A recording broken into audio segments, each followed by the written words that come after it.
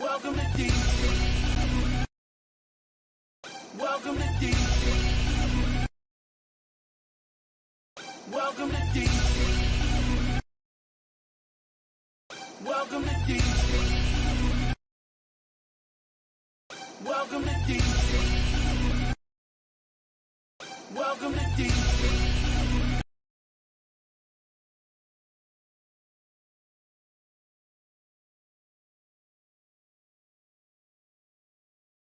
We're back. This is Hog Farmer Chris from the Hog Farmers Charitable Foundation. And before you start listening to Red Zone in the Lab, check out our Amazon Smile, a simple way to support the Hog Farmers Charitable Foundation every time you shop, and it's no cost to you. We're back. Welcome back to Red Zone in the Lab with Deuce.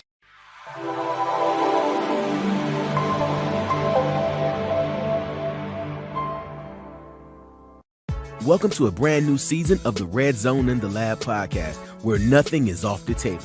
We will be discussing entrepreneurship, education, Black history, health, movies, family, and of course, sports. So do yourself a favor, make sure you like, subscribe, and follow on all social media platforms, YouTube, Twitter, Instagram, and Facebook. And of course, you can always visit us at redzoneinTheLab.com.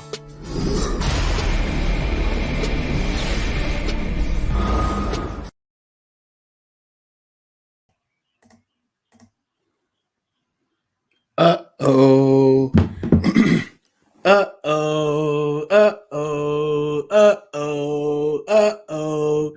Uh-oh. Welcome to Red Zone in the Lab podcast. I am Dion Deuce Black, and joining as host, as usual, is CeeLo, is DT.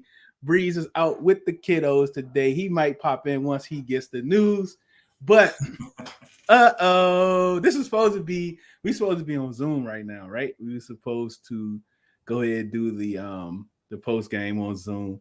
Then this news broke literally right when we were starting up the Zoom, and it had come in from who was that? Ian Rappaport, right? That Carson Wentz is Commanders quarterback. Carson Wentz suffered a fractured finger on his throwing hand, and the teams went over the Bears per me and Mike Garofalo. He's headed to Los Angeles to see a hand specialist determine the next step. His availability moving forward is up in the air. And DT, you saw also a tweet about the timetable that's possible for that. Yeah, DT just went out, but yeah, DT working behind the scenes, man. It's crazy. So Grant Paulson, he posted it. It could be as much as 6 weeks. 6 weeks. That's crazy. Carson Wentz could be out for 6 weeks. And man, Commander's Twitter is going crazy off of this news, man. So I don't even know where to start. Like, this is breaking news. Carson Wentz is out. A lot of people wanted him out. A lot of people was calling for Sam Howell.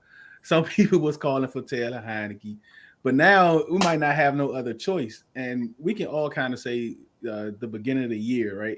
Not the off season. We were saying Taylor Heinecke is one of the best backups in the league, right? So more than likely because of Carson Wentz's history, and it's not really an injury type history. I mean, he had the 2007, so it's not like he's out every other game, but it is times that he is out.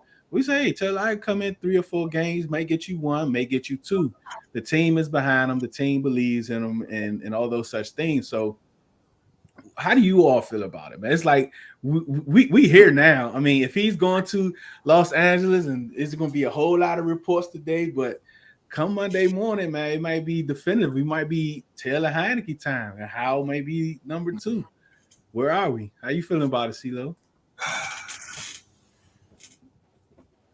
Man, this is crazy. Yeah, everybody is trying to get the link. It's crazy. So, I mean, you got to go with you got to go with Taylor Heinecke. He knows. We just talked about this. He knows the offense. We know he's limited, but it feels like where we are in the season and the way that Scott Turner seems to call, the offense. He's not an OC that's going to like all of a sudden draw up a bunch of RPOs and looking like Kyle Shanahan out there trying to design something specifically for, for Howell. So I feel like unless, Scott gets an epiphany, we got to have Heinicke out there rolling with it until Carson gets back. If you want to see Howell, we talk about that later. But right now, it's going to be Heinicke. That's my recommendation. Your recommendation. How you feel about it? I mean, man, it's after all the stuff we dealt with this week, media, Carson Wentz, Ron Rivera, and we actually win, and now you come 2 days later with something that is going to be into the season. I hate that Carson got hurt, but at least the fact that he stayed in the game and he showed toughness and grit, that's something like we didn't see. And a lot of people from the offseason saying, well, he's not a good team player, and things like that. But he stayed in, and he's blocking guys with a broken finger, with a bad shoulder, and a bad ankle. So that shows you, like, this guy, he does care for his team. He does care for his teammates. But now, I don't think we should panic, man. I mean, Taylor Heinecke, we know what we got in Taylor Heinecke. And for me, I know we can win games with Taylor Heinecke. He has shown that. And with him be able to move out the pocket, it could be a good benefit with the offensive line wells we have right now. Let's see. We got some guests in the building today on this breaking news. We have the great Caleb. His name is Caleb now. It's not Caleb. I've decided to change his name to the great Khalid. We also got Glenn. Do me a favor, y'all. Turn y'all cell phone sideways if you can.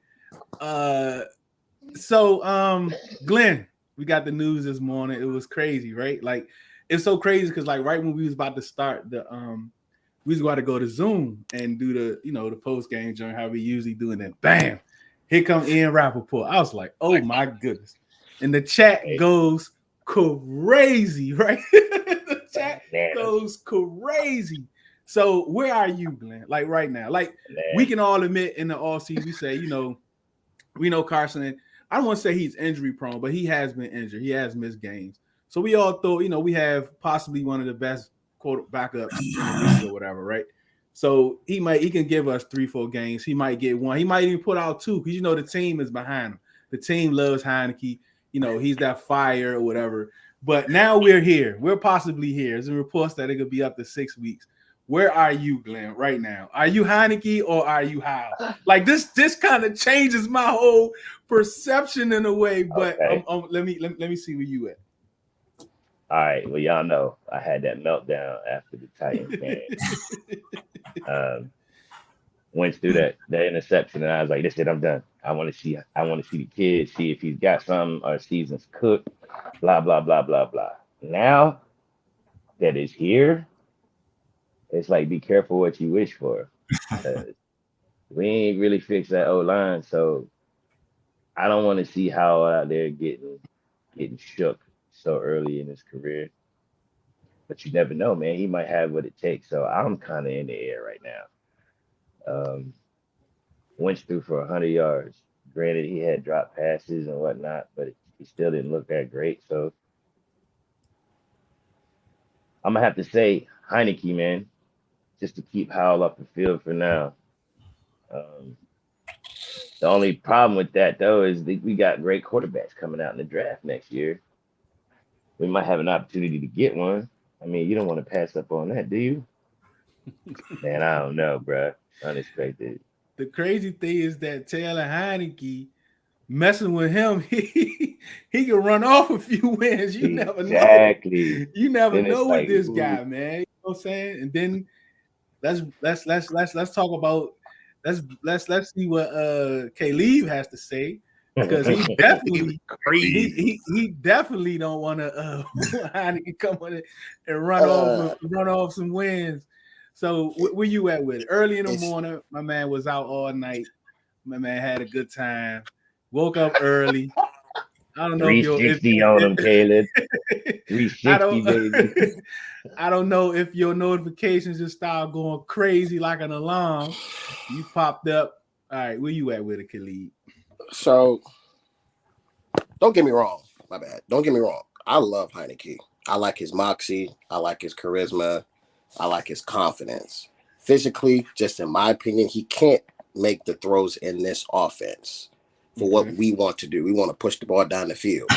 But his mobility really helps with this offensive line as well.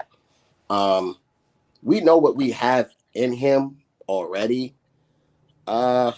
It depends what you want for the season as a fan. Do you want to see them be competitive, or do you want to I guess see the long-term solution at the quarterback position? Because I think we can all agree that Heinicke isn't the guy for the next 10 plus years. I believe that's what we need. We need that quarterback position. Like I said before, in the spaces that we have, we need to solidify the most important position, or if not the hardest position in all the sports, the quarterback position. It's a key position in this league. So if Howe is that guy, then so be it. I get the offensive line isn't good right now. I don't want to put Howe out there and be like, here, I want you to overcome every adversity that you can. Because there's some coaches that really do that. They put a quarterback out there and they want to see if he can overcome adversity, which is a horrible thing to do. But if you do put Howell out there, create a good game plan for him, run the ball, and just give him simple reads, 1 to 2 reads. You don't need to open up the playbook all the way. Give him like 5 plays that he likes, run those plays, and run different things from those plays. Now, can the coaches do that? I doubt it. From what Scott Turner's been doing with Wentz already, we've already seen that we don't like some of the plays he's called. So it can be like a damned if you do, damned if you don't situation, I guess. But it just depends. If we lose like 2 more games with Heinicke, then I could understand people wanting Howe in. Do we have to put Howe in right now? No, we don't have to. It's not a necessity to put him in. Do I want to see him play? Of course I want to see him play, because we got to see what we have. So, and if Heinicke does win us like 4 or 5 extra games, that may prevent us from getting that long-term solution at the quarterback position. So if Howe comes in and he plays decently, he don't gotta play out of this world. But if you get a coaching staff that can put him in the right circumstances and the right position, I believe, me personally, he can thrive, especially in this offense with these receivers, because he had the same amount of weapons at North Carolina. He just lost them this past year, and he still kept them in games by himself. So, it just depends. Well, if Heinicke doesn't win us, if we lose like 2 or 3 games with Heinicke, then I'm like, all right, we may need to put Howell in. But if he wins 2, 3 games, okay, that's good. But that could also prevent us from getting the quarterback that we need in the draft as well. It could as well at the same time. Can I say just something? Looking at it from different perspectives, Go ahead, Glenn. I don't think that. Okay, with Ron, I honestly don't think Dan's going to get rid of Ron next year. So I believe after 6 weeks that Wentz is going to come back. So, I mean, we just going to be looking at somebody for 6 weeks for real. Because once he's fully healthy, he's going to bring Wentz back. That's his quarterback. They riding with Wentz. They already made that clear and concise. So yeah, I can see that, Glenn, because Ron doesn't like to give up anyway. So yeah, so he's going to fight his hardest to keep his team in the thick of it. You feel me? And even if we only got 8 wins, if we can make it into the playoffs, like backdoor our way in there, that's how Ron's gonna do it. So yeah, I think Wentz will be back, and it'll probably be Heinicke. And I don't think I still don't think I want to see Howe. I think he's good enough to play with next year for real. So we'll see. So how confident, CeeLo, are you in Taylor Heinecke? Let's say they say Wentz is possibly 6 games. So from me continuing to read, it's saying that he's going to get a second opinion. So the first opinion is kind of already like already on paper that, you know, it's going to be 6 weeks. You have a fractured hand, blah, blah, blah. So usually it doesn't change too much on the second opinion, right? So now he's going to get the second opinion. Where are you with Heinicke? Let's say the next 4 games. Like, give me some scenarios in the next 4 games where it would look like, you know what? It's time to put Howell in. And another thing we got to think of, this changes the play percentage of the draft pick too. 6 games. It changes it dramatically, right? So and 6 games, I think, is the minimum. So then you might need a game or 2. So if we kind of looking out of the playoffs by then, to Glenn's point about Rivera trying to go back to Carson Wentz, that might not be such a good idea if we're not in the playoff race anyhow. How you feel, CeeLo? So I'm just thinking about Ron's tenure as a head coach in both, you know, Carolina and here. I don't see him, for some reason, I just don't see him playing like Howell at all. I don't care for it. I mean, we can go, you know, 2-13, and I just feel like if he's not ready, like, I feel like, you know, this is I'm not saying it's the right thing, but like, I'm thinking about the whole you know, the whole Dwayne Haskins thing, right? Mm-hmm. You know, he walked in, it was COVID, so he didn't really have an open tryout. So he went with with Haskins, and he just felt like, okay, I'm ready to win now, and you ain't getting it. So let me go ahead and put my boy in, Allen, and then later on I'm gonna put in Alex Smith. So I just feel like he's a really, unless he's confident that you're ready, he's not playing Howell at all. And if he's not showing like what he needs to see in practice, he's just not gonna put him out there because we want him to, or because we got a playoff contention, or because we want to see what the future. I really believe that the coach Rivera is literally married to Carson Wentz until maybe he's gone or someone else tells him otherwise. So I don't agree with that, but I feel like that's what we're going to see. So I'm going to guess the next 4 games, to answer your question. You know, we're going to see Heinicke. It's going to be hard, man. You know, this ain't the same Packers. This is not the same Packers, bro. They are not. They're very, very beatable, right? So imagine going into Lambeau. Is it in Lambeau or is it in FedEx? I can't remember. It's at FedEx. All right. So imagine, you know, at FedEx, we always play the Packers real close, and they pull out that dub. We beat them. Heinicke beat them last. We lost that game. Should have beat him at Lambeau. We got to the oh red yeah, zone that's that game because A-Dot loved bringing that game up. We was in the red zone. Like 4 times. four times and couldn't no punch him in. touchdowns. Yeah. So, but you know what though? With this squad, maybe all you got to do is just, you know what, make the right read. Like maybe it'd be that simple. But you know what? Hit the open dude and maybe Heinicke look great, because now you can see the offense really work with like some legit weapons. So it's gonna be interesting, man. Imagine if the offense actually looks good.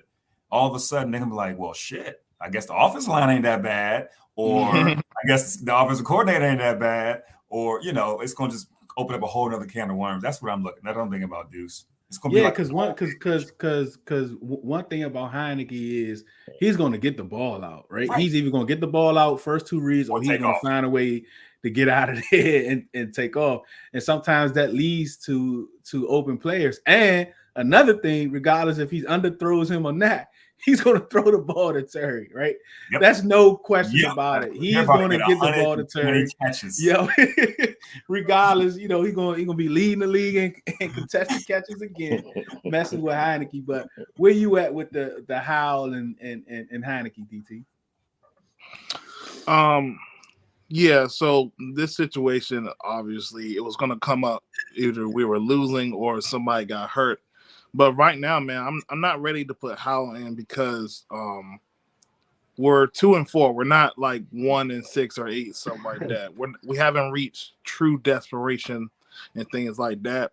We're still in a season that we can probably sneak in the playoffs. We got to look at the other teams in their divisions too.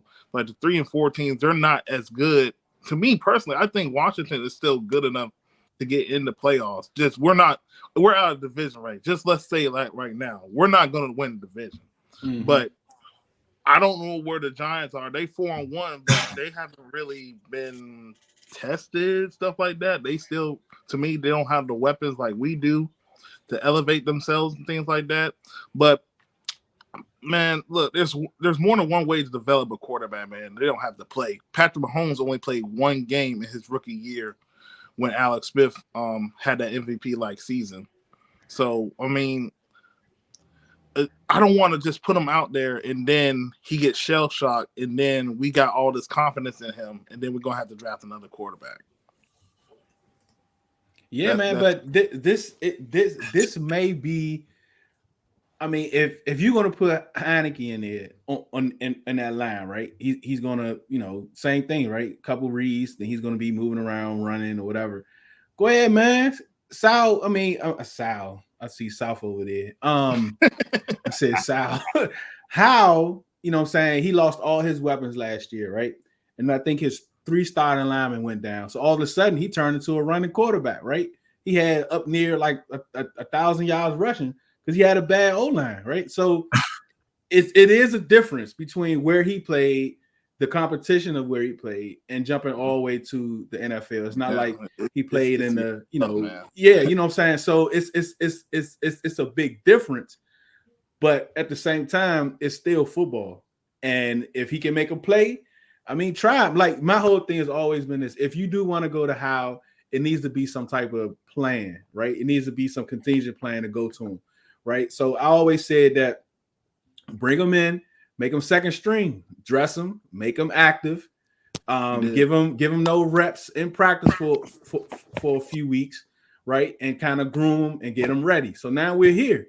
So he's automatically being put there now. You got Heinicke in.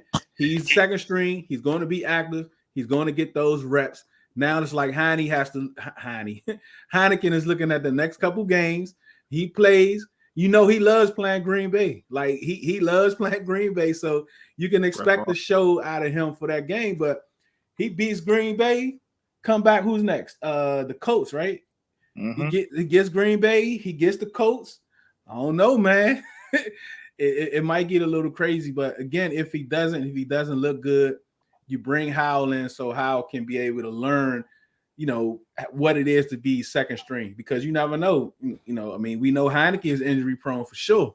So he may come out and you may see Howell sooner rather than later, but I'd rather them have some sort of a plan lined up for Howell and not just say, oh yeah, we're going straight to Howell right now. I mean, he hasn't even been active. He's been on scout team in practice. Don't throw him out there just that fast. How you feel about that, Glenn? Yeah, I totally agree with you on that. When I was screaming for Howell, I was just having a bad day. You know how Ron is. I'm that fucking guy. But now that I calmed down, I definitely don't want Howell out there. Like I was saying at the beginning of the year, man, let the kids sit, marinate, learn the system, see how fast the NFL really is, and then maybe a game or two. But I don't want him out there like as he's our starter going forward. Like because then I think that'll ruin his psyche. Look at Wentz, man. He looks like a scared rabbit back there every single game. One thing we can say about Heinicke, bro, he's poised. I don't think I've ever seen a game where Heinicke looked rattled. Yeah. I feel really confident when Heinicke's taking snaps, bro. Like, I know it's weird. Last year when he came out, not last year, I don't want to say last year, the year before, when he came in and played those games, and we was going between Alex Smith, Dwayne Haskins, Kyle Allen. When Heinicke took the field, he seemed to be the most poised, confident quarterback out there. And I think he's ready. He's just sitting back in the cut, just waiting, seeing everywhere where Wentz is screwing up. And he's like, oh, yeah, I would have got that read. I would have got this read. I think he's ready. It's Heinicke season. Let's see what we got. But, yeah, keep Howell waving background so he's ready.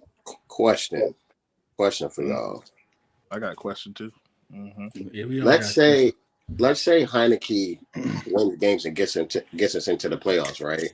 And so next year, I guess, let's say next year we see Bryce and CJ Stroud looking like they're really good franchise quarterbacks, and we passed up on them because we got to the playoffs. Would y'all be content with that? I mean, yeah, Yeah, because like I don't. Yeah, I don't. I'm not that guy. Like, it's hit and miss in the draft. how many first round quarterbacks that we can actually say are like have been great, right? I think there are more. Yeah, I think there are more middle round quarterbacks that's been great than actual first round, and I know there's some stats out there for that. So because of that, I just, what I mean, I rather not. I mean, I won't be upset. I won't be upset at all. Yeah, and because like I said before, my other vantage point of it, let's say if you do put Howell in and he shows he's him, and no matter, like, we just don't know. Like, Howell could come in and tear it up. He could. Mm-hmm. Is it possible? Most likely not. But we've seen some quarterbacks come in and they're like, oh, damn, this guy got that swag, Mm-hmm. And Howell could have that. He could not. But he's more physically talented. He's more physically talented than Heinicke. We know this already. Heinicke can't make every throw, but it just depends. I still feel like we need to figure out the long-term solution, no matter what year we're in. And if you should, I feel like you should keep swinging at the quarterback position. I'm not saying draft a quarterback every year, but when you get a chance to, you should get it, especially if you believe he's the guy. You shouldn't. I guess I'm indifferent. I don't. If I would like to give the kid a chance, like, nonetheless, because we know what we're going to get with him. Heinicke, to me, isn't going to salvage the season. He just isn't. I don't see us going. I mean, we could sneak into the playoffs, but what are we going to do next year? We're going to go through the same never-ending cycle again. So that's my thought process of it. Yeah, that's where I am also. I'm there also, but we got South in the building. Hey, South, do me a favor, turn your camera for me. I want to see how too, right? That's I want to see how, right? But I think it needs to be some type of contingency plan. I don't think you just bring him from third string to first string. I think you find a way to incorporate him in the offense. But while you doing that, if Heinicke is out there cooking in a sense, I mean, we know who Taylor Heinicke is. He's that guy that'll sneak you in 2-3 wins out of like 6 or whatever. Uh-huh. But at some point, you just gotta. Just like with I think I don't know if Glenn Osilo was saying that if Heinicke come out there and he looks okay and he looks good and Ron believes he give us the best chance to win until Wentz gets back, I don't think you see how unless there's an injury. I just don't. How you feel? How you feel, DT? It's about this quarterback thing. So I wanted to add this. So a lot of the quarterbacks that we're seeing playing at a high level, they have been drafted almost out of the top 10 or top 5. For example, Mahomes and Josh Allen. So we can find a quarterback. So I'm not really as worried about if we miss out on Stroud or like Bryce Young, like a lot of people are, because I don't know what Will Levis could be. I don't know what Anthony Richardson could be. I don't know what Hendon Hooker could be. And now a lot of these guys will have questions regardless about wherever the school come from, what the system is. So that stuff like that, I'm not looking at that stuff right now, but it's something to keep watch. I'm not always going to look at the top 2 guys and make it definite that they're the guys, because there's always going to be someone that we thought was not going to be the guy, and they end up being the best out of class. Nobody thought Josh Allen and Lamar Jackson were going to be better than Baker Mayfield and them other guys in that draft class. Nobody thought that Kyler Murray was going to be the only dog in his draft class. Nobody thought Joe Burrow went from a 5th-round pick in his one season at college to the number 1 overall pick. So it's a lot of parodies and stuff when it comes to this quarterback position, man. So it's just a wait and see process. Like, of course, I'm an Ohio State guy, but I don't know what Stroud's going to look like in the NFL. I don't know what Bryce Young looks like in the NFL because it's college. Everything's a lot easy for these guys. But That's what I just wanted to say. And for the how thing, like, yeah, I do agree with in the sense for Caleb, like if he does show he's the guy, you can build around that with that cheap contract. He's a 5th round pick. It'll be almost similar to what Dallas did with Dak Prescott. They were in a win now situation.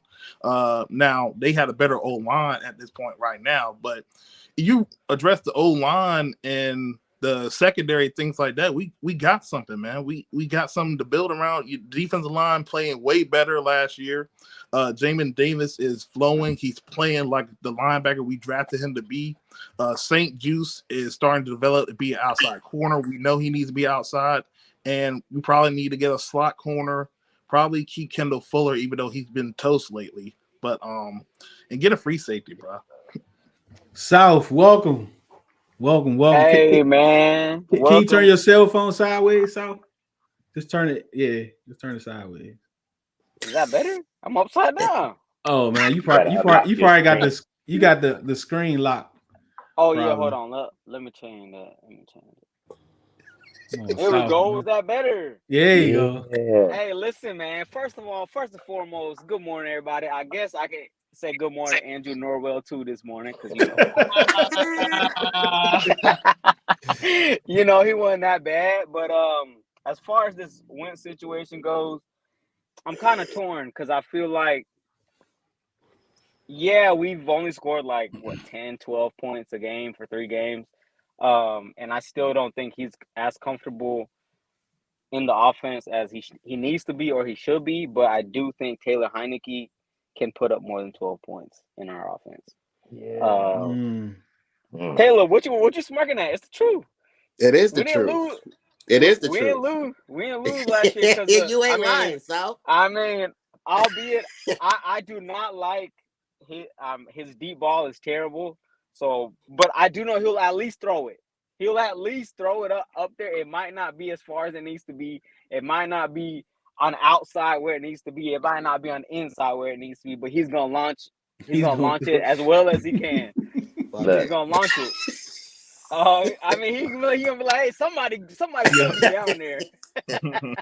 We're not gonna worry. We're not gonna have to worry about Terry not getting no targets. No, I tell you that he will force feed him the ball. He's gonna y'all remember? And go ahead. I do think for whatever reason, any offense, I don't care what quarterback it is, if you have a top 15, top 20, top whatever you guys think Terry's at right now, and we're paying him $20 million, you need to force feed him at least 8 to 10 targets. You have to do it. Even if you know the other team knows you're doing it, you still got to do it because he's still Terry Mack. He could break one. He almost broke a couple of them.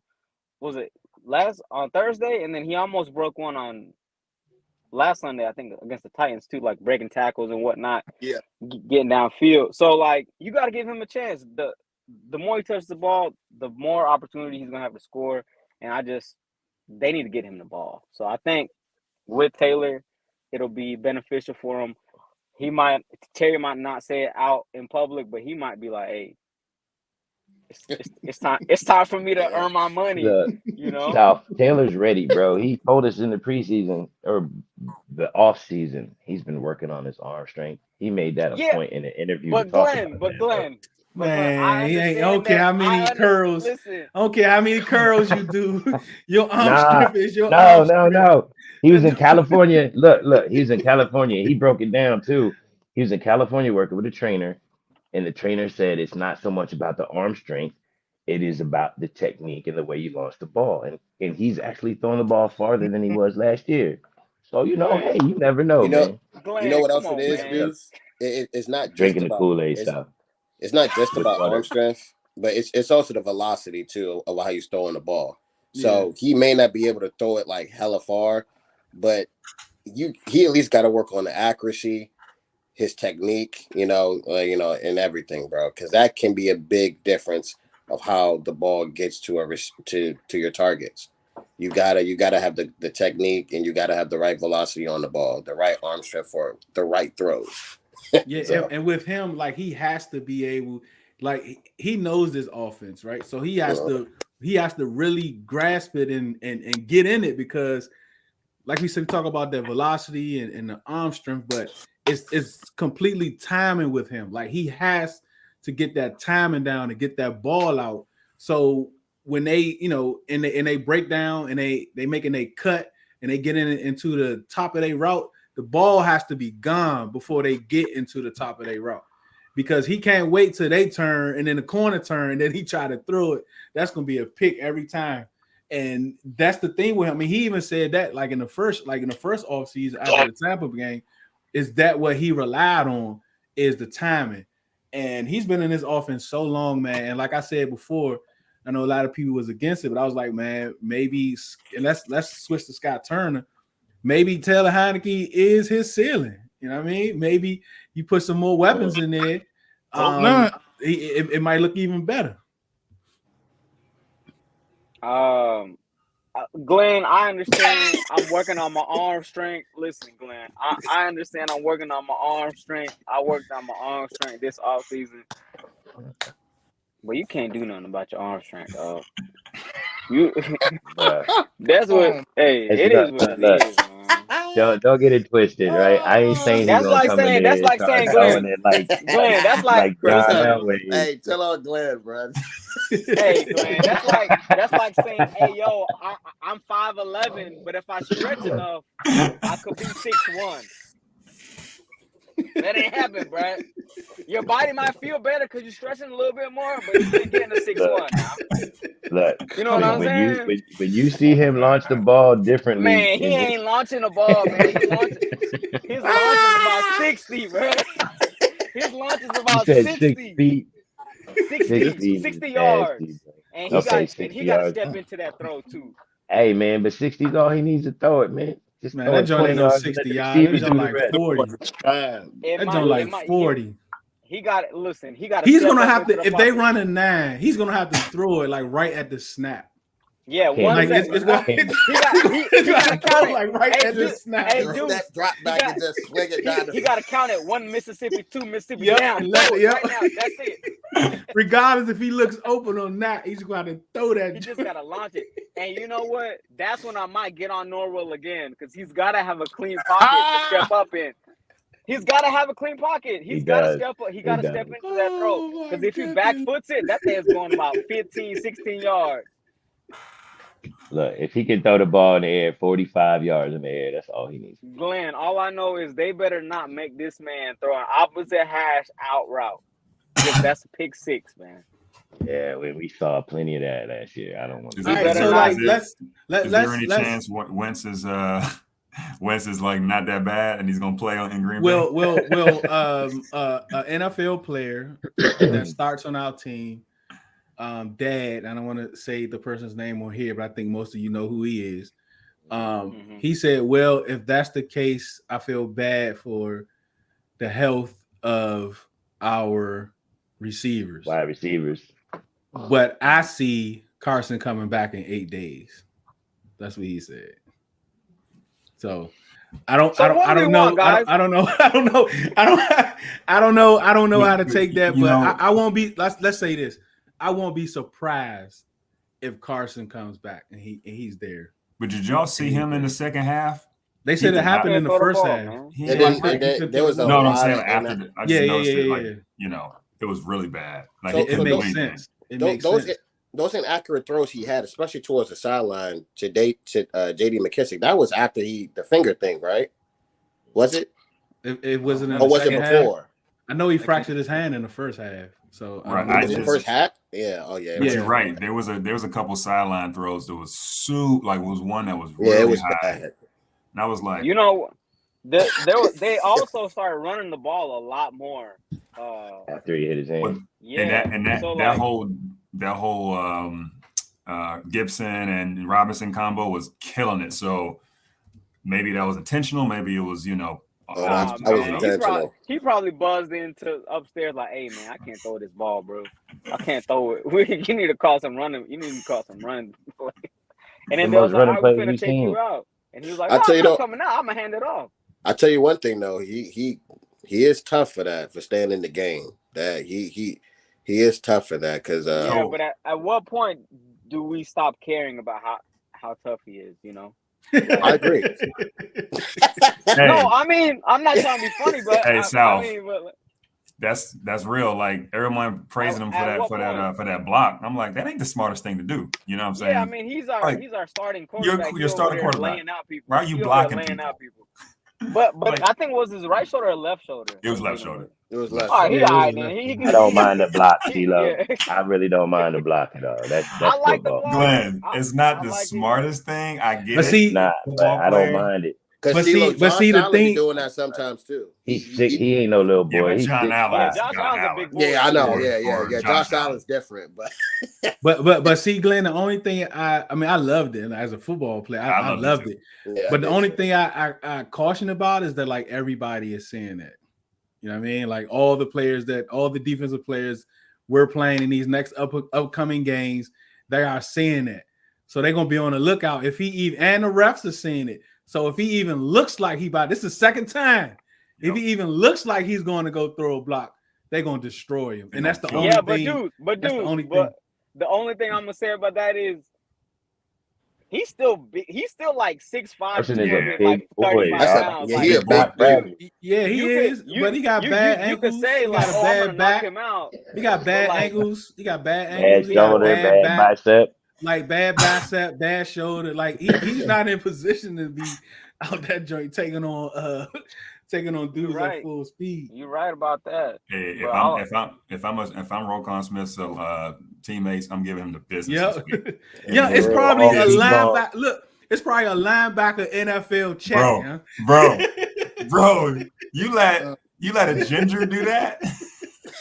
Yo, he laid him out too, and I was like, that's He Roquan, legit laid him out. They Roquan was like probably Carson hurt, Wentz, bro. though. They Roquan was probably big Carson man Wentz? too. Now, Carson Wentz, not Josh Allen. Carson Wentz. That Carson Wentz laid you out, man, bro. He punished him too. I mean, he knocked him off his feet and everything. He cleated him. Yeah, He took him off his crazy. feet. man. That was He crazy. put his little. I mean, it was great technique. So, like, when we think, let's talk about Scott Turner for a second, right? Where does that put Scott Turner? Like all off season, since he's been here, he always wanted somebody that can get the ball downfield, that can push the ball in aerial offense. It hasn't been successful with Carson Wentz. It hasn't looked good. He hasn't looked good. The play call and Justin, none of that has looked good. So now he has to go back to Heinicke, right? How does he approach the game now? Because I guess whatever pages 1 through 15 he's going to have to take out now, and he has to go to the Heinicke pages. So what is that going to do for him? And do you all think it's going to look better? We'll start with DT. Well, for me, it's gonna have to go back to what Taylor does, and that's moving the pocket. We haven't really seen a lot of bootlegs and things like that with Carson Wentz. It's been more kind of like drop back passing, things like that. But with Taylor, you can actually move the pocket now with his legs. Do what we did last year, running the football, some RPOs and things like that. That's the good thing about Taylor. He knows the offense. So anything you call, he knows what to do. He knows the reads. He knows what coverage he has to play against, things like that. He's a gym rat. So I think he's actually going to help the offense way more. So especially on third down, we have been trash. Maybe the last past two two games, on yeah. third down, bro. Yep. So his mobility is definitely going to help with the lumberjack. People, man, I don't even want to talk about it, man. This dude. Now, look, all right, look. Let me tell you about this dude. How, right? He got a high grade. All right, yeah, whatever. But from what I watched live, any zone plays, any moving blocks, anything that requires him to get to the second level, he is unable to do it.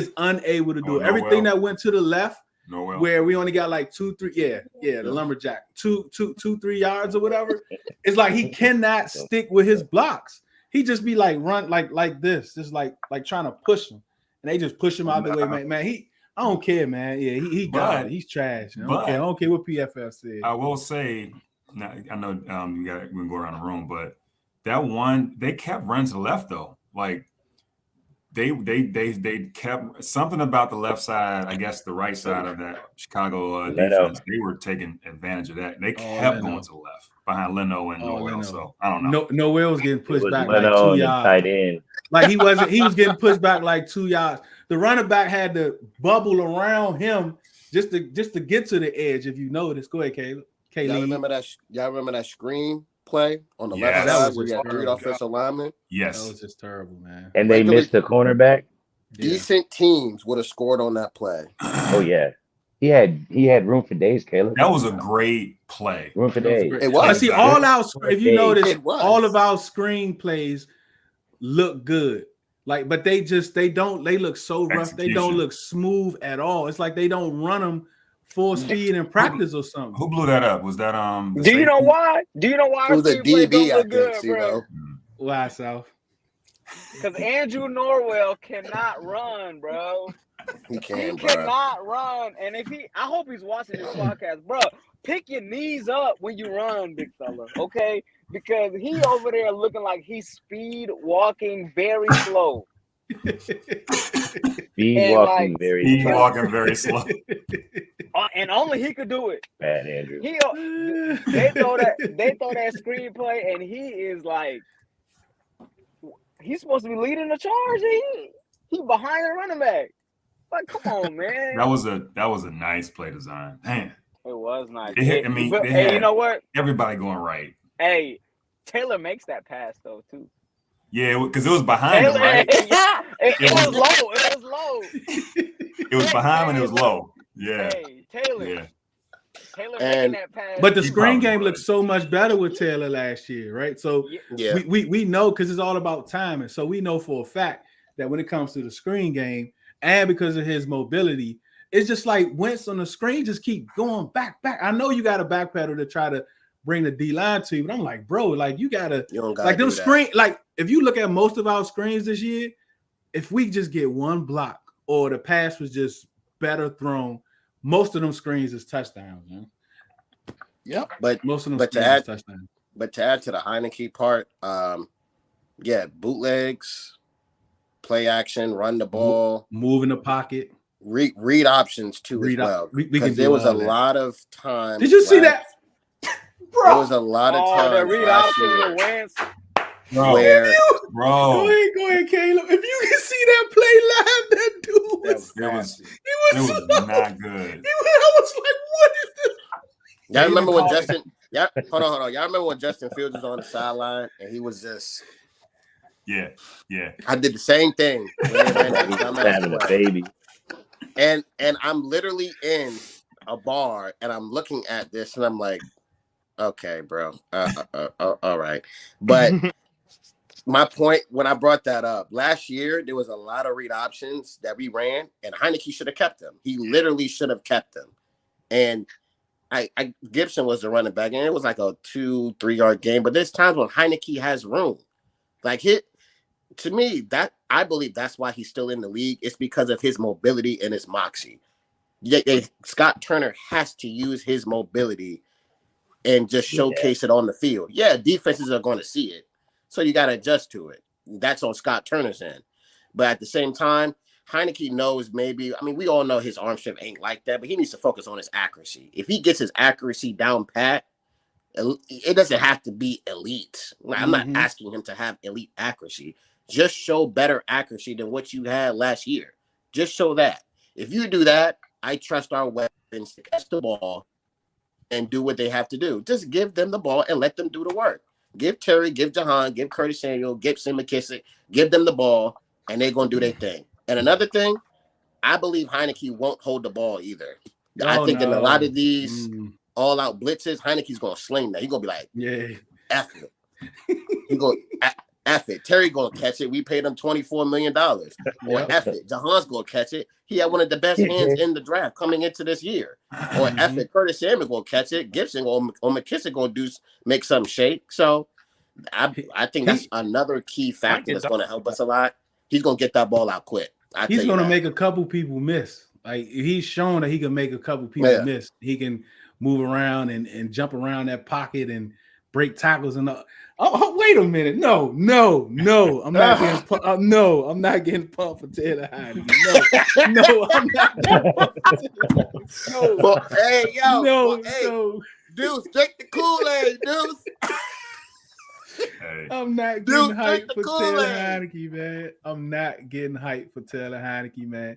My man Hansel is in the building. What's up, babe?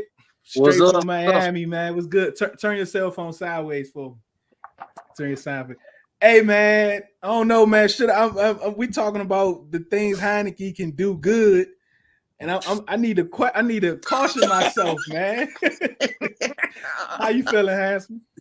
Man, I'm all right, bro. You know how it is being a Commanders Redskins fan, man. It's always painful, but it's always entertaining, man. It's always something new to worry about. But man, listen, man, it just depends on how you see it. Look, man, with Taylor Heinicke, the way I see it is, he's definitely going to give us a chance to win more games. But me, selfishly, just myself speaking. Not anybody else's opinion, but you with Caleb. Caleb, this is your twin. Man, come on, dog. This is your twin right here. This is Caleb's twin. I don't Hansel. Look, Hansel. The best. Look, Hansel. Meet Caleb. I call him Caleb now. Caleb, this is Hansel. You all have exactly the same takes. Yeah, well, good. You're a smart dude, then, man. That's what I'm talking about, Caleb. But look, this is the thing, right? So Heinicke has shown that he could win games with this offense. That's why I'm saying that. I'm not going out on a limb. I'm not saying anything anybody doesn't already see. But this is why I have a problem with him if he plays. Obviously, I don't think that Hal's ready right now, but we do need. I've said it on Twitter before. We need to see what we got in the man. We need to see if he can be our future or not. But the problem is, selfishly, me speaking, is that I want Rivera gone, bro. And if this guy plays, he's gonna win us some damn games, and this snake is gonna survive another freaking season, bro. And that's the thing that pisses me off the most because it's hard not to root for Heinicke. I like him, bro, as a player. I didn't think about that either. You gotta like him. He's got fire. Yeah. He plays hard. You know what I'm saying? It's hard not to root for a guy like that who slept on a couch. He's he's a gunslinger. Everybody loves that type of quarterback. So I like the guy. But I don't like what comes with him, bro. We're going to win like 6-7 games. We're going to go from a top 5 pick to a 12, 14, 15 pick. And we're going to be the same team we are every single year. And Ron's going to survive because he's going to say, well, we brought in Carson Wentz. Now we lost him. We didn't have the inconsistency. We had inconsistency at the position. The line got hurt. He's going to use the same excuse he always does. And boy, going to survive another freaking year, bro. Hey, but you know what though? That's something hit that shit on the head. But you know what, though, that's something I always thought about in the back of my head. Like, if we try to start these guys and stuff like that, Rivera's still gonna be here. So a lot of people, they want him gone in a complete sweep. You're not gonna get that. You try to start people and we win at these meaningless games. So it's playing devil's advocate at this point, man. But do we know? Yeah, but do we know for a fact that even if we win 4 or 5 games, Ron's not going anywhere though? You know what I'm saying? So bro, we really can't say that. Bro, if Heinicke come in this joint and he get Chase Young to do the Heinecke, bro, it's he could get this, he get people hyped, man. He out there joint playing for us, what we saw in the Tampa Bay game, right? I'm telling you, man, if there's any type of what's the word I'm looking for? Competitiveness. At a high level, which we didn't see in the first 5 weeks, and 5 weeks of competitiveness with Taylor Heinicke, Ron ain't going nowhere, man. Yo, here goes somebody else that want but dude, it's way turn your camera, turn your phone, AJ, turn it. Yeah, I can hear you. Just turn your phone so we can see a landscape. So you can see that. Turn it sideways. Yeah, turn it sideways. Yeah, turn it sideways. There you go. Yeah, I mean, it's bigger than quarterback, though. This team got a lot of holes, man. So it don't matter if Jesus Christ was about to play quarterback for this team. They're not a good team. I think a lot of fans have took the pressure off the defense because they've been playing okay in their eyes, but they just created turnovers for the first time since week 1 this week. And at the end of the day, I just don't see them being a formidable enough defense to overcome any type of quarterback play. They're not playing good football on either side of the ball. I hope in this situation, if Carson has to miss games, and I guess as the execs, God looked out. They don't even have to worry about the 70% if he got to miss 6 weeks. Yeah, we So, talked about that earlier. I guess you could say God did. But at the end of the day, shout out Handsome, God did. You know good, AJ. But I mean, at the end of the day, I feel like Ron and company have already told us who Taylor Heinecke is. We know who he is. We know he ain't shit. So you need to put in Sam Howell and let him get some burn. I mean, if we sitting here thinking that Ron can save his job, the only way he can do that is with Sam Howell. Because there's no way in hell, no matter what their record ends up being, who is going to allow him to pick another quarterback? Yep. That's a good point. Whether it be in the draft or free agency, nobody in the free agency, especially, nobody is coming to play for Ron Rivera at quarterback. And in the draft, I'm damn sure not letting him handpick possibly a top 5 pick. No, sir. No, hey man, AJ, you made a bunch of great points. I'm gonna tell you, like, you're right though, because if Hal comes in, the sooner the better. Honestly, I know I just said he's probably not ready to play, but you're right though, because the sooner the better. Because if he starts showing promise, that is how Rivera saves his job, because he just says, hey, we drafted him, we're the ones developing him, he's showing promise, give us time, we're gonna win with him, and it's gonna buy him some time. It's an obvious excuse at that point if he ends up balling out. It is good that we don't that if Wentz don't play the 70%, we get the second round pick. The thing that scares me about Heinicke is, like you said, AJ, we know he ain't nothing, but the problem is that we can't forget that the team plays for a guy like that. So even though our team sucks, what happens is all of a sudden, remember, the media's on the locker room, the players themselves are hearing everybody on Twitter. Carson ain't that real rah confident guy. All it takes is this to catch fire like that, and if the locker room starts believing, that's when we're Mr. 305, Mr. 305 himself. That's yes, sir. Derived from the media. They just want a feel-good story. Like we keep saying with this Brian Robinson thing, he should not be the primary running back for any team right now. Like at the end of the day, media and the team, they just want a good feel story. Like, but Sam Howell brings better intangibles to the table. He actually has arm strength and he can escape outside the pocket. I'm with you, bro. I'm with you. Coming out of UNC last year, he played with a bad offensive line already.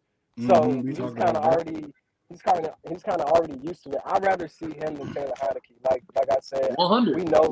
We know who he is, and Sam Howell's a good kid. Like his teammates rally around him at UNC. I don't think he'll have a problem here. He's very relatable. I actually know Sam. I recruited him. So yeah, I mean, at the end of the day, I feel like he could do a good enough job, enough at quarterback to get an evaluation to see, maybe we left up on something in the 5th round, because Sam was a projected top 10 pick in the draft before last season. AJ, question. Do you think putting in Sam Howell would lose the locker room? Not at all. Sam Howell is actually more relatable. Well, actually, Taylor Heinecke is just as relatable, but Sam Howell's a young dude. He gets along well with the locker room. They have the same interests. It's just more so about the coaching staff feeling comfortable doing it. I mean, we don't know them to be innovative, but I think most coaches in this situation would start the rookie over the guy that they let start last year, and they ended up replacing with Carson Wentz. So. But see, what I disagree with that about is when you say other teams will play the rookie. Most teams that has that rookie, he's usually the number 2 guy. Howell has not been the number 2 guy. Howell has not taken those snaps. He has not taken those reps. He's been the scout team guy. I don't mind going to Howell, but I don't want to go to Howell this next game. I think Howell needs a few games. I think he needs to come in as the 2. He needs to get those reps in. Learn the offense a little more, because we let's not forget, like, Taylor Heinecke knows this offense, right? He knows his offense. He's been in it plenty of times before, and Ron and them, they're not going to go to Sam Howell unless Heinecke completely flames out, and even then, they still might not even go to him. I mean, let me tell you something about. Hold on, go ahead, South. Hold on, AJ. Go ahead, Sal. Let me tell y'all something about if Taylor Heinecke starts against Green Bay and does well, we will be the media's sweetheart now because they love Taylor. They love B-Rob's story. And if he plays well, and then like dude said, if he does the Heinecke, that whole thing, if that whole thing takes off, we're gonna be even if we lose, they're gonna be like, oh well, they might have something in DC now. Like, come on, man. They ain't gonna say that. Me personally, They said the same thing last year. I never want to see Taylor Heinecke play another game in life. Like, I don't even want to see him play on Madden, bro. Like, I'm cool off that. You cut him from the team on Madden, bro. Another game in life is crazy. That's nasty. If I was down to one quarterback and he was my backup, I play with the punter before I play with Taylor Heinecke, even in Madden. Oh God! I just saying, like, That's next level hate, man. That's next level hate. But see, one thing, like, all right, I'm gonna go to CeeLo with this. Like, inside of that building, if they go to Heinecke, they not punting on the season, right? They not saying, well, it's over, because if you feel that way, you might as well throw Howell in it. But because we know this regime, we know this staff, they think that they can win games even with Heinecke. Like, there's no doubt about it. I don't think they think it's so much of a big drop off, but they're not giving up on this season. Well, I agree. I think. So Ron. I mean, we talked about this earlier. Ron Rivera is not. I just don't see him playing Howell unless he's 1,000% convinced that Howell's ready to play. Like.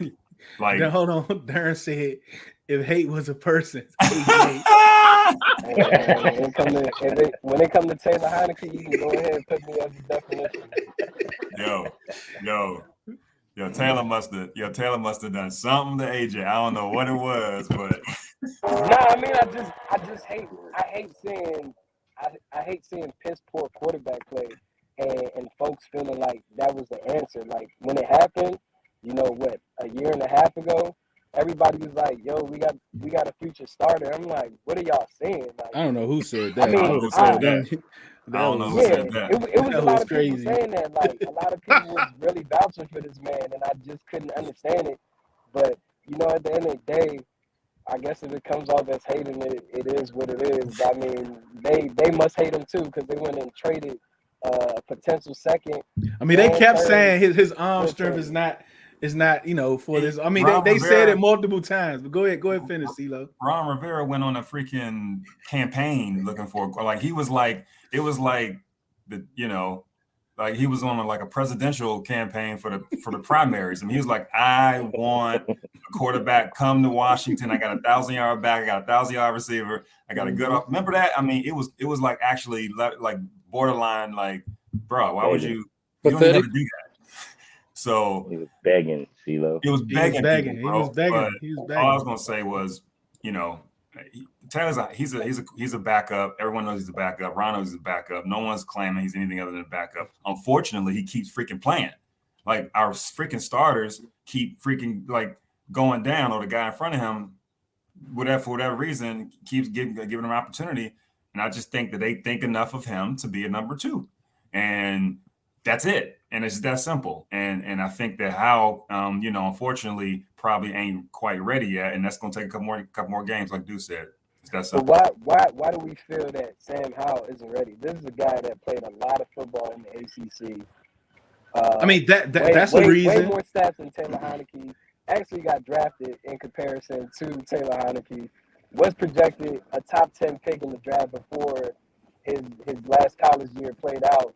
I mean, he has the intangibles. He's just up to me to coach him. But right now, I'll say this: we're seeing Carson Wentz miss guys running right in front of him. That doesn't take getting elevated to the second person in the depth chart to be able to handle.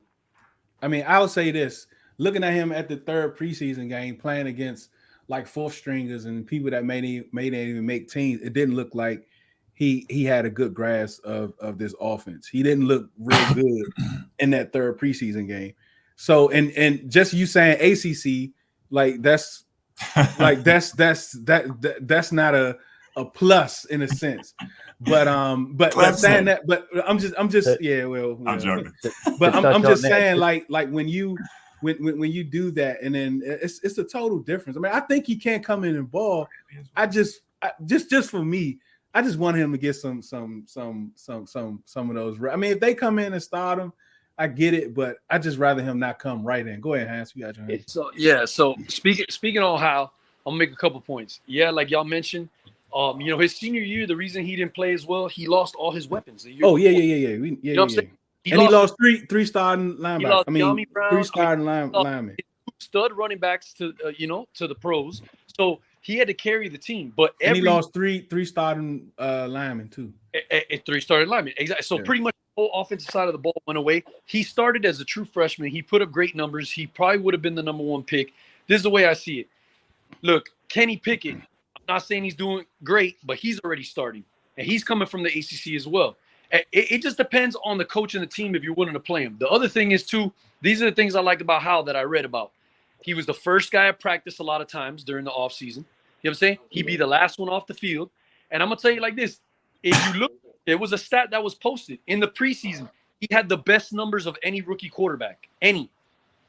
I think he did do well. And I'm going to tell you like this about Sam Howell. If you look at his film in the preseason, he's not guessing where to go with the ball. That is very rare for a rookie. A lot of times they're staring down, they panic, they don't know where to go. But if you look at him and you look at his film, he was finding guys and he was getting the ball out of his hands very quickly. That tells me you're picking up the offense. And if you don't know the offense perfectly, you just got the vision for the game where you can, hey, I know where the open guy is. He has a lot of handles that shows that he could be a good quarterback. I would not be scared to play him. And the last point I would make is a lot of times when you're going to pay a rookie quarterback, it comes off of a bye. It also comes off of a mini bye. This is a mini bye that we're off of. That's true. On Thursday night. So do I think Rivera's going to have the balls to play him? No. I think he's going to go with Heinicke. But I would not be scared to roll with Hal. Like I've said before, we need to see what we got in him, because if we don't, we need to figure out if we need to draft a quarterback in the future. We need to figure that position out, and that's the only way we're going to. Yeah, go ahead, Glenn. We go Glenn then South. Them boys got their hands raised up like they in first grade again. They just said, I'm teacher. Hey, look, I posted. This is turning into Extreme Spaces, so that's our hand raised in the space. So look, dudes, this is like the perfect storm you and me talked about almost a week and a half ago, right? Like, is it Howell time? And if so, we want to move him in like gradually, because he hasn't really been taking any reps with the first team. He's been a scout team quarterback. So that AJ is one of the reasons why I'm thinking not right now, but like after a week or two, get him some offensive reps in practice, man, and make him the focal point. Then put him in there and see what he's got. Because at this point, like we've seen 6 weeks of Carson, he still has the yips. Taylor come in there and win a couple games. Wait a minute. He wins no more. Wait a minute. Did you say he had the yips? Oh, bruh. That's when I had my meltdown last week, bro. Against the Tennessee Titans. When every time they put the camera on Wentz, his eyes was like this. He looked like a Bratz doll, bro. Every time he stepped back, he was like scared to death, bro. Scared to death. He's just, and that offensive line has him shook, man. I just, I don't see it coming South. back if we play better with other quarterbacks. Go ahead, South, then AJ. I just want to say is I do think if they start Howell like on Sunday, I think Ron would lose the locker room, because the season, as bad as being 2-4 is, and I know we've said this a gajillion times in the spaces and in our chats, it's only week 7. Week 6. The season, I mean, it's not over. The season's not over yet. So, like, for them to put in Sam Howell now, he might lose the locker room, because they're going to be like, well, what do we got to lose? Like, what do you mean? We're only a third way through the season. What do you mean what we got to lose? The whole season? So, I don't, based on that, I don't think that they'll play Howell. Taylor's going to play, at this point, I feel more comfortable with Taylor in the offense than I do with Carson, because I mean, it is what it is at this point. Carson looks, and some of it's not his fault. Our O-line play has been atrocious, abysmal, whatever you want to call it, pookie dookie, all that stuff. But Taylor, I think, is better suited for the offense. Number one, he knows it better. Number two, is a lot more mobile than Carson is. I know everybody wants to say, "Oh, Carson's a mobile quarterback." Not really. Nah, Not he is a anymore. He's tree not. out there, joint, man. He's Not a anymore, tree. man. He doesn't Yeah, want nah, to he did move. not. He He not mobile no more. So Taylor, and you know Taylor will get out of there in a second. You know he's out of there.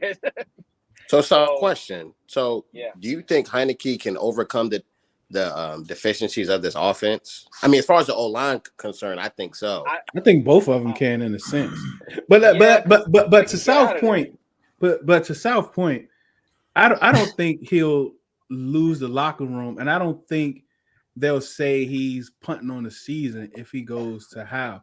Because like if you think Howe and Heinicke is and don't take this like too far, but is the same type of player in a sense where you know they're mobile, they can move, they can run the same play because they both. But Howe's arm is stronger. Much I more don't think stronger. so. Like I don't think they'll feel like Ron is giving up on the season. And to But I answer your mean, point, we Deuce, know Taylor can move, but we didn't even see him do that last year.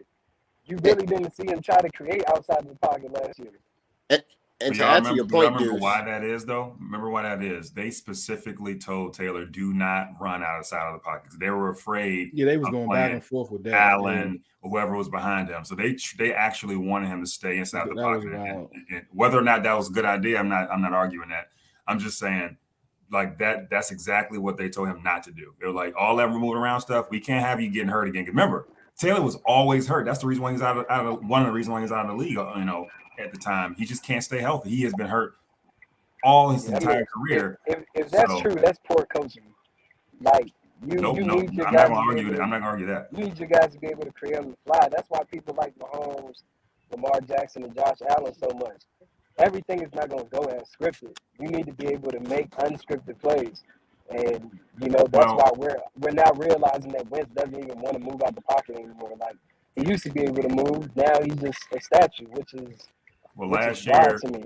week 1, quarter 2, we already had a backup quarterback in. So you know, I mean, I kind of understand you don't want you don't want to go to your third string if you don't have to. So you're trying to balance risk versus health and win a football game. So I don't know. Look, I mean, when you take away a player of that nature who already has not the best qualities, you really eliminate all of his games. yeah, The best and you thing that limit he him does too. is the best thing that he does is create on the fly and being able to extend plays. So if they really told him that, then there's no I point in didn't him agree playing. with that at all. If it was, What would be the incentive of him playing? He's not a pocket passer. He already has a weak arm. He struggles to see over the offensive line. So it's like if you're gonna tell me, hey, try not to, really create outside the pocket, well then you might as well put in another quarterback, sir. It was not last year specifically, AJ, but it was the year when we had Alex Smith, Haskins, Kyle, and whatever.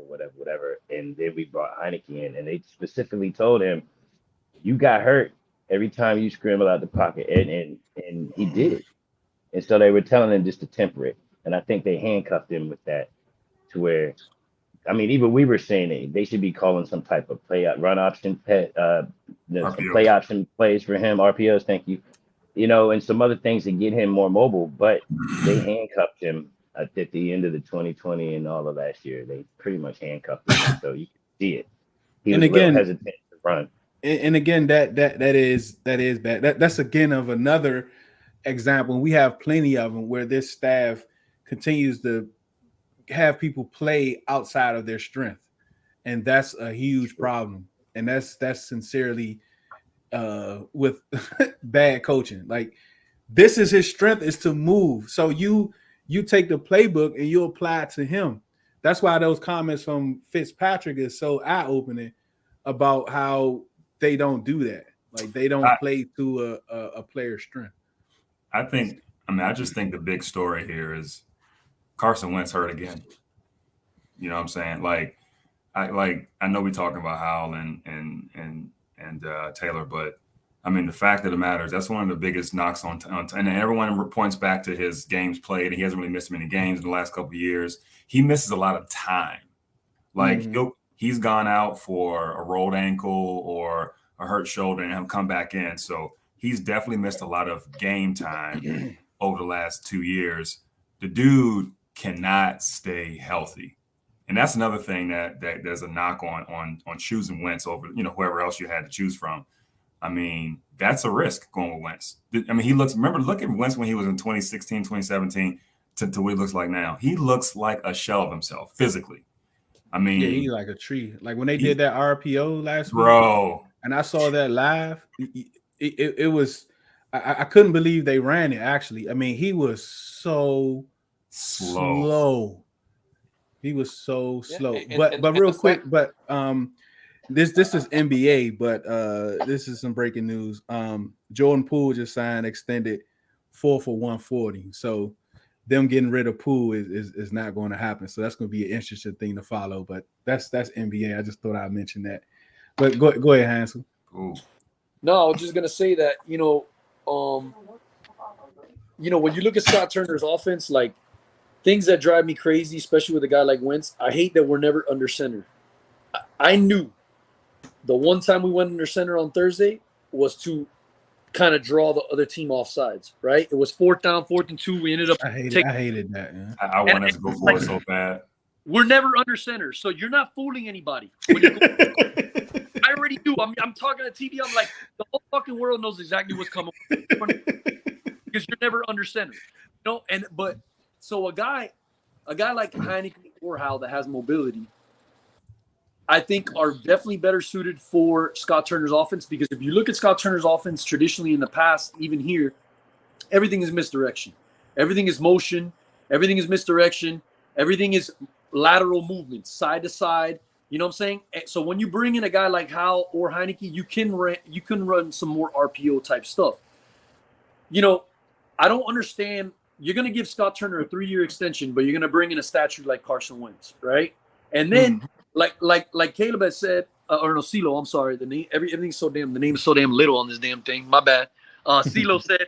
So Ron's looking for a franchise quarterback. Okay, so you trade for a guy that you're going to pay $28 million for. $28 million is not that bad for what franchise quarterbacks are getting paid. But have you really solved the problem if the freaking guy every year is hurt half the time? You're in the same damn boat you were before, bro. You paying the guy $28 million to play, 6-7 games? And be the same crap you are every other year. You got to get somebody who's going to be healthy, bro. If you're going to get a franchise quarterback that you identify as your franchise quarterback, he has to be able to play most of the year. Yes, injuries do happen. Can you miss 1 or 2 games? Sure. But when we need you in the thick of things of a playoff hunt and your ass is on the bench, what good are you to me? Yep. Right. You're right. Yep. It's wild, man. And this is why Rivera needs to go. He don't be thinking shit through, dog. He don't have a game plan. That's the thing, is that he's instead of being proactive, Buddy is reactive. That's what he does. Yeah. There is no – tell me once where you have seen his vision, where you can say, okay, I see where this team is going. I see where he's going with this. I see the moves that he's making so he can set it up. Dog, he don't got no plan, bro. He just – whatever's the next best option, let's go with that. No, that's not the way it works, bro. That's not the way people win. And you want to call Buffalo and try to get the blueprint of how they run their shit? You should have hired that gosh damn GM, you damn dumbass. And where did he go? To the Giants. Oh, look what the fucking Giants are doing. Oh, 4-1 with Daniel fucking sorry ass Jones. Right? He cooking ass. But you see what I'm saying, dog? This is why I get pissed off of Ron Rivera, why he needs to go. And people are like, you got to give him a chance and all this shit. No, if you know fucking football, you see it. He's a damn dumbass. You don't know what he's doing, dog. You don't give a guy organizational control who's never done it before. Yeah, it was a desperate move. Okay, Dan, you did what you had to do. What, because you listen to Joe Gibbs? Hire a freaking agency to get you a damn GM and do it the right way, dog. This is what happens when you half-ass move, Snyder. You just do shit just to get people to say yes. Dog, Rivera does not – it's not Rivera's fault. It's Snyder's fault. Because Snyder's a dumbass who gave him the keys to the whip. And he should have never done that shit, dog. What's Rivera going to do? Say no? Of course he's going to say yes. You had him come in here to take over a scandal, all right, to try to clean that shit up, play GM, play president, run the business side, run the football side. Like, come on, dog. And then at that point, I don't blame Rivera if he's just like, let's just make a choice because I just need this shit off my plate because I'm stressed out. And I'm going through cancer. Cancer, exactly. Ain't going through cancer. Come on. He's going through cancer. That was Man, that. you know I what? think. You know what? I can keep going, but I ain't wasting my breath on this bullshit, dog. Y'all get the point. Y'all get the point. I think one of the things that like that whole thing of that whole. Oh man, go ahead, Glenn. You was about to say something. I don't even know. Nah, you look, I said a whole lot, bro. Like, I totally agree. But at this point, what are we doing? Delaying the inevitable? Is like, what's it gonna take for either Ron to go or for the quarterback to start? I mean, we kind of stuck in a conundrum at this point because we asked Tastic. We've only won 2 games. We don't want Ron here. So do we think this is Ron's last year and just it is what it is as far as wins and all that stuff? Because it's getting to a point where I don't know, man. Like when you really look back and you say, what this, because I always say, okay, if you want to talk about personnel decisions, right? Do a column chart. Put the players that's been successful on the left, put the players that's been successful on the right. And I'm talking about draft, and it may be too early with some draft players. And then you talk about the offseason, right? Free agent signings, re-signs, and all of those things. What column looks better, right? That's how you can judge the personnel moves. The record itself speaks for itself, right? Ron being a lawyer is to a fault is what's going to get him fired because he's not willing to make the hard moves. And people will tell me, well, Sam Mills, he's close to him. That's his buddy. He fired him. Bro, if he fired him because of performance of the D-line was trashed after the Super Bowl. The D-line was trashed after the owners and coaches meetings. The D-line was still trashed after the draft. The D-line was trashed after OTAs. The D-line was trashed when they came back for summer workouts. So why wait till after the preseason game to fire the dude? It's something more than that, right? I mean, if you think about it, like he didn't fire him because of performance. It has to be something else more to it than to say, yeah, I fired him because the D-line was trash last year. I don't get it, man. But yeah, man, he has to make some type of moves, man. It's not looking good. But again, I don't think he's going with Howe the next game. He is not. I don't think he's going Howe. He's hoping that Wentz is healthy enough to play. That's what he's really hoping for. Yeah. To Han's point, he's like, man, I cannot deal with another quarterback carousel, another like. You don't want to do that. It's crazy, man. But yeah, man. Any last comments? Because we didn't do none of our normal post game stuff. We didn't do none of our normal post game stuff. I mean, AJ, like we was gonna do this on. We usually do it on Zoom. We about to hit it up, about to start, and all of a sudden, Ian Rappaport. I was like, oh my god, I'm about to be oh my goodness. So, yep, DT, we didn't do any of our post game stuff. So, hey, look, I'm about to tell you that, bro. We just went straight to this. went straight to it.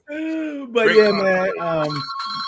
man. AJ, Glenn, appreciate y'all for coming by, man. Hans who stopped in, South, Caleb, Roger, everybody that stopped through, man. Listen, watch. Any the last thing? Okay, AJ dropped. Anything from you, Glenn? Oh, AJ, any last I comment? just ain't want to dig up my nose on camera. Hey, that's love because we ain't want to see that shit. Because we ain't want to see it either. Appreciate that. That was itching like crazy. But nah, man, I appreciate you asking me to hop on here. I didn't even know what was going on until I got on Twitter, but I thought he would have some type of fracture. At the end of the day, some gonna call me a hater, but I never want to see Taylor Heinecke play another game of football in my life. You ain't the only one. A lot of people don't, bro. And I just like my man feel credible. Like I think he hates Taylor Heinecke. Yeah? Yeah, I mean, I just don't see the incentive of bringing him in, and I feel like it doesn't It's not going to change the locker room. You bring in Sam Howell. I think too many times people try to think for these players, but a lot of them already knew that they weren't going to make the playoffs. Like, it's just like if you play for the Jets, you thinking you about to make the playoffs? Like, you They working did. so you can get paid, so you can take care of your family. Like, the playoffs is beyond your control because of so many different dynamics. You just trying to maintain your health and 1, 2, 3 Cancun when the first week of January ends. Only I'll add to that though isn't I mean, I'm pretty sure some players have those escalators or those incentives. Maybe they do have some incentives in there that's going to require a decent playoff quarterback wins and stuff, all that. or all the other stuff, right? Just time, So I mean, it may have a little bit more to do with it than just making the playoffs. I mean, AJ Yeah, I know mean, but the that there are escalators- incentives for going to the playoffs and stuff like that, right? Yeah, there's escalators, but at the end of the day, it's not like changing escalators. You feel me? Your base salary is your main thing that's going to pay you out. I don't really believe anybody on this team has any like crazy incentives, such as like the quarterback when you get to the playoffs or whatever the case is. Of course, you want to do good if you're coming upon free agency, but I mean their main free agent possibility is Deron Payne, and he's going to get paid whether it's with Washington or another team. So he's straight. I just think that Sam Howell, he shares some of the same qualities as Carson Wentz already. It's just that he probably has, not even probably, he has better pocket presence than Carson Wentz right now. And he also releases the ball quickly. I feel like you got to give him a look. And if you are Ron, you kind of know your job is on the line. So you might as well see if that guy can go out there and just do his thing. What he doesn't know might be a benefit. Sometimes what guys know too much of or done too much of, it holds him back. Whereas with him, he hasn't played a real NFL game yet, and that might actually work in their favor. Glenn, any last comments? To piggyback off of AJ, the only reason I would want to see Howell out there is just to see what he's got, because our season's pretty much trash unless we go on a 9-game win streak, right? So we're going to have a high pick. The only thing about those picks, though, AJ, is that not every quarterback always works out when you grab them top and high in the draft. So, I mean, I don't know where to go from here. I just hope that whoever comes out there and plays, we look competitive and we win, because I'm never for tanking. So, agree. DT? Man, I mean, look, whatever happens. They got Taylor probably playing.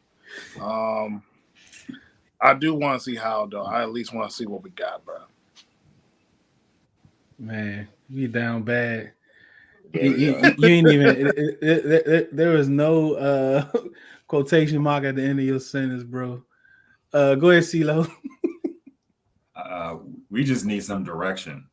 I don't want to see a 70% Carson Wentz. I don't want to see a broken hand Carson Wentz. If he can't throw the football accurately with 100% hand, with 100% hand, it's not accurate. You know what I'm saying? He's already inaccurate with 100%, right? Exactly. So I don't want to see a broken hand Carson Wentz trying to throw the football to be a tough guy. So go ahead. I need Ron to be all right, Carson, you're not right. I got to get somebody else in there and move on. So that's my only takeaway. Batman. Hey, look, this has been great. This was supposed to be the Chicago Bears post-game Commander show, but it turned into the Taylor Heinecke show, man. And once again, we are here again. I don't know what's going to happen. I know Carson has gone to get a second opinion, but if it is what it is, they say it's going to be up to 6 weeks if he decides to have the surgery. So I think one of the good things about this is that that's going to change what I'm thinking about, the draft compensation, because his playing time, I think, is 70%, which was going to hit like around the 12th game. So him missing 6 games drastically impacts that. But again, we haven't been really good with too many second round picks anyway. So that's another whole thing to the story. But again, I appreciate all of you for joining. I appreciate all of you for listening. I appreciate all of you for coming on. This has been great. This has been awesome. This is Red Zone Lab in the podcast. I am Dion Deuce Blackney with hosts CeeLo, Darius, and Breeze, who's out with the kiddos today, praying for them that the baby boy will get better. We appreciate all of you for jumping on. One beat, one sound, one heart, one love. Thank you for listening to Red Zone in the Lab podcast. Please follow us on Facebook and Instagram. Subscribe to our YouTube channel at Red Zone in the Lab. And you can download our podcast at Spotify, iTunes, and Podbean. And please visit our website at redzoneinthelab.com. Thank you. One thing I do want to mention, Red Zone Lab podcast is going on a mini bye week. Going a mini bye week. We're not going to be streaming. We're not going to be podcasting. We're not going to be spacing. That's what I call Twitter Spaces. We're going to take a mini bye, and we will see you on Spacers Wednesday at 5 o'clock with Red Zone DC with Mark Tyler and friends as we preview that upcoming game against Green Bay. Again, I appreciate all of you guys for tuning in. I appreciate all of the support. Enjoy your weekend. Have a good week. It's Heinecke time.